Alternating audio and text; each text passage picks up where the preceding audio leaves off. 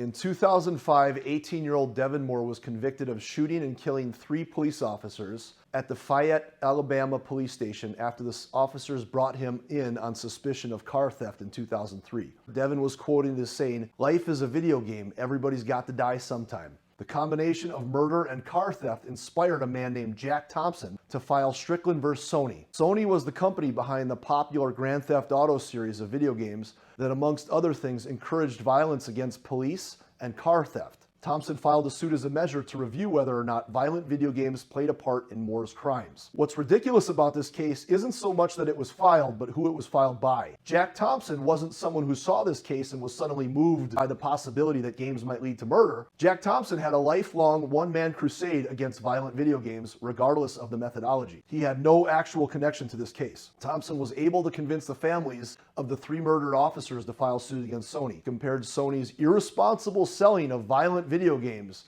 to Japan's attack on Pearl Harbor. It didn't take long for people to catch on that he was using the tragedy of others for his own personal agenda. Devin Moore was found guilty and sentenced to death by lethal injection later that year, but the decision was appealed by his attorney, Jim Stanbridge. Alabama would eventually revoke Thompson's law license. A few years later, he was disbarred. And of course, Grand Theft Auto was not held responsible for the tragic death of these police officers. What's your take?